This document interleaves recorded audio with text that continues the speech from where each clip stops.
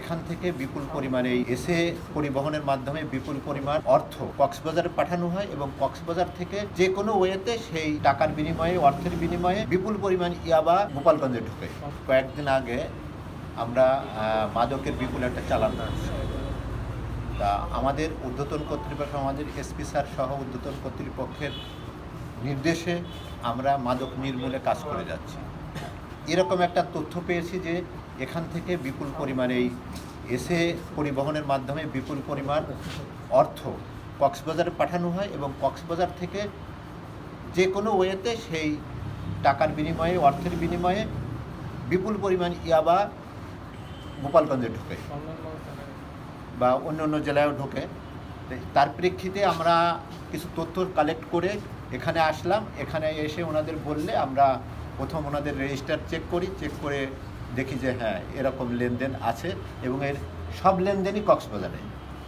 এবং এর মধ্যে প্রথম আমরা যাকে টার্গেট করে সার্চ করা শুরু করলাম, এক পর্যায়ে যে তার নামে একটা বই, মানে রিসিট বই, একটা বই টোটালটা তার নামে এবং এর সব টাকা কক্সবাজারে পাঠানো হয়েছে এবং সেটা 30,000, 36,000, 30 লাখ, 30 লাখ, 36 লাখ, 20 লাখ, 25 লাখ, এরকম মানে কোটি কোটি টাকা এখান থেকে পাঠানো হয়।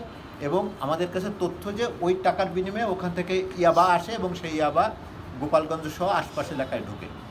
সেই তথ্যের ভিত্তিতে আমরা যাচাই বাছাই করি, দেখি যে রেজিস্টারে যেভাবে আছে ওনারা একটু হাইড করার চেষ্টা করে, কারণ ওইখানে কোনোটায় ওনারা লেখে কক্সবাজার, কোনোটায় লেখে ওডি বলতে জিজ্ঞেস করছি, তাতে ওনারা বললো যে আদার ডিস্ট্রিক্ট, মানে ঢাকা ছাড়া আদার ডিস্ট্রিক্ট।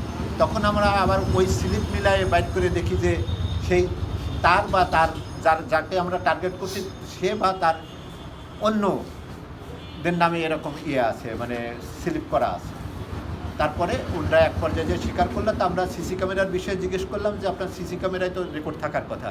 তা উনি প্রথমেই স্বীকার করলো যে না, সিসি ক্যামেরায় নাই, কারণ এসব টাকা আমরা আমার বাসায় নিয়ে যাই, বাসায় নিয়ে ওই জায়গা লেনদেন হয়, কারণ এটা এই জায়গা সিকিউরিটির অভাব আছে, এই জন্য আমরা বাসায় নিয়ে লেনদেন করি এবং সেই জায়গায় স্লিপ কাটাকাটি সব কিছু সেখানে করি। তা বললাম যে এইটার এগেনস্টে আপনারা যে টাকা লেনদেন করেন, যেরকম ব্যাংকে আমরা টাকা লেনদেন করতে গেলে আমাদের 50,000 টাকার উপরে 1 টাকা হইলে আমাদের এনআইডি কার্ড বা অন্য তথ্য দেওয়া লাগে।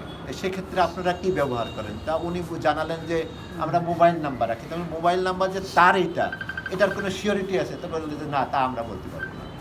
তাহলে ওনারা বলা যায় যে বিনা ডকুমেন্টসে এই কোটি কোটি টাকা শুধু অনৈতিক কাজে ব্যবহার হচ্ছে, সেইটাই ওনারা লেনদেন করতেছে।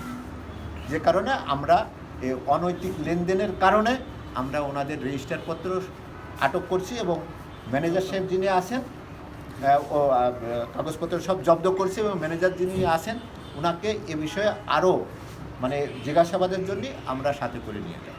ওইটা আসে, কিন্তু ওইটার তথ্যটা সেইভাবে আমরা এদের মাধ্যমে পাই নাই।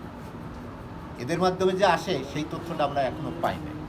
হয়তো যদি এসে থাকে আমরা হয়তো পেয়ে যাব, কিন্তু এদের মাধ্যমে টাকাটা যায় এটা আমরা কনফার্ম হয়েছি।